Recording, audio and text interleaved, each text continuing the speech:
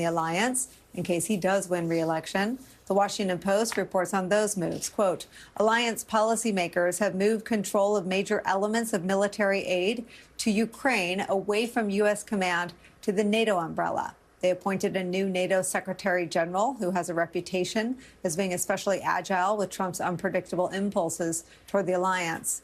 They are signing decade-long defense pledges with Ukraine to try to buffer military aid to Kyiv from the ups and downs of politics, and they are pushing up their defense spending, Trump's single biggest anger point when it comes to NATO.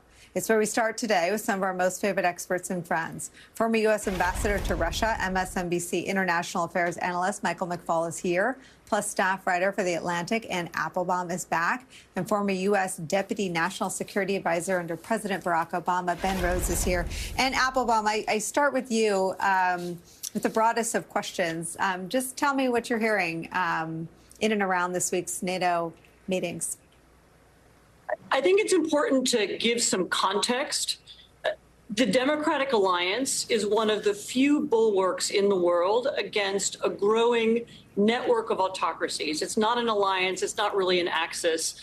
But Russia, China, North Korea, Iran, and all kinds of satellite states, Belarus, Venezuela, all now work together. They share technology, they share surveillance technology, they share the same narratives, they learn from one another, they pick up tactics from one another, and they very much see us, meaning the United States and its allies, as their enemy. And that's partly because the language that we use is very similar to the language that their own opposition parties use. So the Russian opposition or the Hong Kong Democrats or the women's movement in Iran use the language of democracy and freedom and rights and transparency.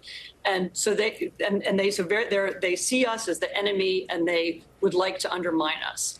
And the NATO meeting is one of the few occasions when we see not just the NATO allies, because there are also others from all over the world, Democrats from the world, all over the world, are coming together in Washington to say, we're going to push back against this, and we're going to discuss the ways to do it. And that's the core message of this meeting. This is the 75th anniversary of NATO. It's the world's most successful alliance. And this is a moment when it's important to focus on what it does and what it does well. And with that backdrop, for sort of our ability to process everything that happens this week, what in their view is on the line with America's November election? So, of course, Donald Trump has made it clear that he's not interested in NATO. We know from John Bolton, his former national security advisors, and others, that he was interested at one point, maybe more than one point, in leaving NATO. He's talked in a disparaging way about NATO members, but above all, he doesn't see America's role as the leader of the democratic world, not just of NATO, but the entire democratic world, as something that's key to his presidency. He's much more interested in a kind of transactional presidency. Maybe he would do deals with China and Russia. And of course, America's allies see that, they understand it, and they're looking, as you said in your introduction, they're beginning to look for ways to Trump-proof the alliance. So what can they do? What can they do for Ukraine now? How can they bake in money and aid and weapons for Ukraine now? But not just for Ukraine. It's also, people are beginning to think more broadly about what if the United States is no longer the leader of the democratic world? Who will lead it? How will that happen? How will it work? And actually, behind the scenes, in a lot of NATO countries, that's one of the main subjects of discussion, and I promise you it's what people are talking about here in Washington today. And last question for you, and I'm sorry to put you on the spot here, but what does the alliance make of what seems like a newly public phase of the bad guys? I mean, Putin's trip to North Korea, all of the shuttle diplomacy that Orban seems engaged in. Does that signal an emboldening of the autocrats?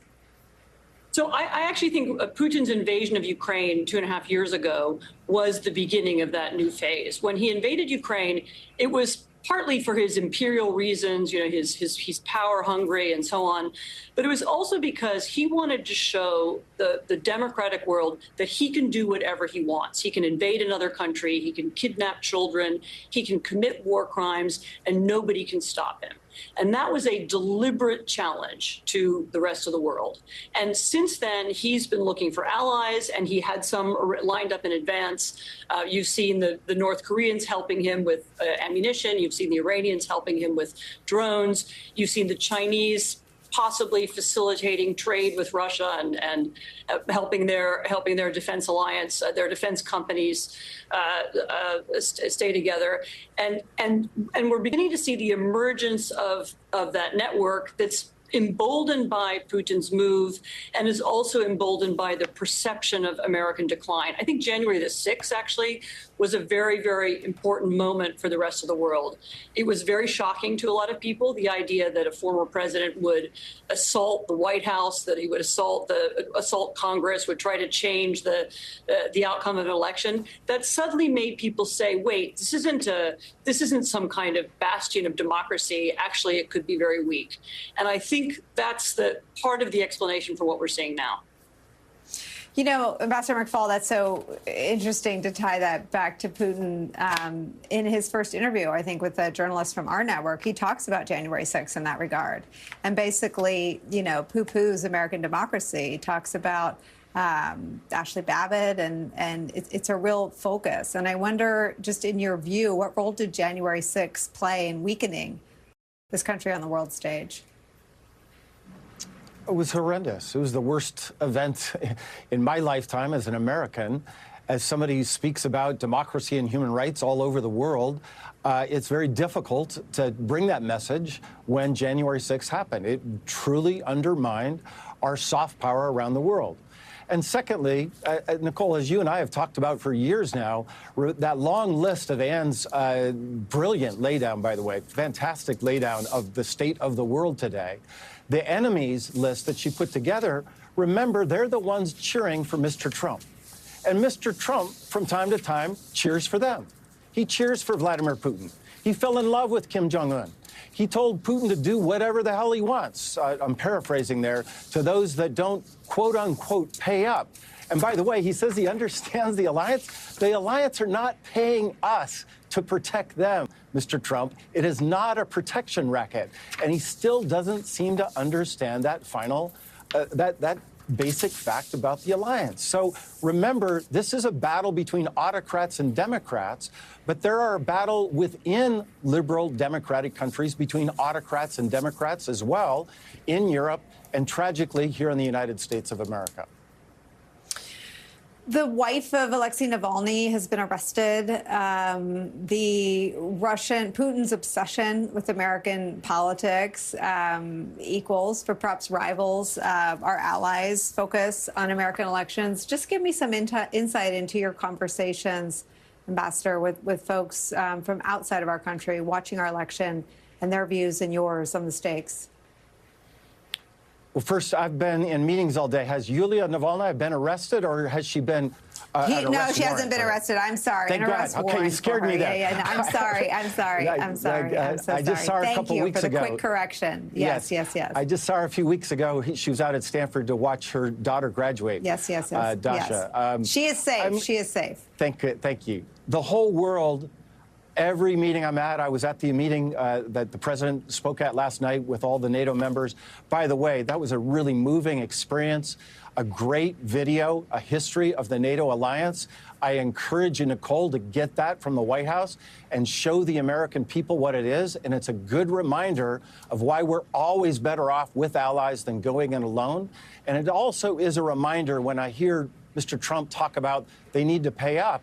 I think the American people need to remember that the one time Article 5 of the NATO treaty was invoked, that an attack on one is an attack on all, was when we were attacked, as you know well. And NATO, soldiers from NATO countries died for us in Afghanistan. And those are the people that are worried about what's going on in America now. When they hear Mr. Trump talk about the alliance, there's something fundamental that he just doesn't get about the value of alliances. Now, they are doing the things, like you said, to Trump-proof the alliance. By the way, I was just in Korea and Japan 2 weeks ago. They're doing the same thing. But it is a very nerve-wracking moment for anybody who believes in the strength of that democratic alliance, NATO, but also the small d Democrats that you were talking about with Ann in Iran, in Belarus, in Russia, in China. They also want a strong democratic leader of the democratic world in the United States, and they're nervous about what might happen if Mr. Trump comes back into power. You know, Ben Rhodes, it feels like ancient history, but we used to sort of hail from two political parties that would debate foreign policy. The debate is something totally different. It is what Ann and the ambassador are talking about. It's between democracy, small d democracy, and autocracy. And I want to just, I do this sparingly, but this is Trump in his own words, disparaging NATO. NATO is obsolete, it's old, it's fat, it's sloppy. I said it's obsolete, and it is. It's obsolete. We don't really need NATO in its current form. NATO is obsolete, and we're spending disproportionately too much. How about the Middle East? We are spending so much money. You have countries that are getting a free ride. You have countries that benefit from NATO much more than we do. We don't benefit that much from NATO. I don't say get rid of NATO, but we're going to readjust it. And you know what? If they won't do it, bye-bye. That's it. Fat and sloppy, not exactly. It's lean, mean, saving lives, and it's expanding. I mean, just take me inside the dangers of this alternate reality from Trump to his base and to the world's autocrats on NATO. Well, first of all, you're right, Nicolle. I mean, we used to debate foreign policy, but we never debated the basics, like whether or not the United States should remain a democracy committed to its allies, committed to a set of values around the world. I mean, what Trump has done is now foreign policy has become an extension of our domestic politics. I mean, it's always been an extension of politics to some extent, but now Trump's kind of identity politics, his America First message, his outright aggression against American allies and his rhetoric really raises the stakes here. First of all, he's completely wrong about NATO. If NATO's relevance was ever in doubt, it has been proven in the last few years in the way in which NATO has been a coordinating mechanism for democracies to come to the support of Ukraine. Without that kind of convening of the alliance, mobilization of resources, Vladimir Putin could have achieved his objectives in Ukraine, could have tried to replace the government in Kyiv, and could have begun to threaten other allies in Eastern Europe.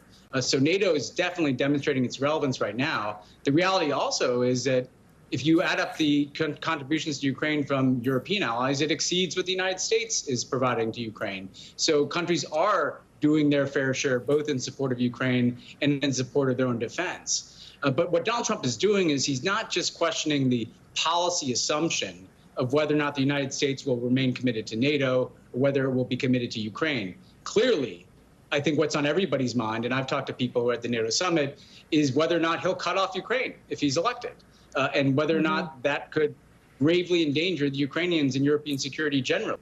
But he's not just even questioning those policies. He's questioning what is the United States in the world? Who are we aligned with? Are we a part of a group of democracies that stand for a set of values and stand for a certain kind of world? Or frankly, is he drifting in the direction of a Viktor Orban who was just visiting Vladimir Putin over without telling other allies before he went? Is he going to realign the United States with that bloc of countries? That's how much is at stake here. Whether or not the basic building blocks of the post-World War II order remain in place, or whether the United States drifts out of the democratic bloc, opening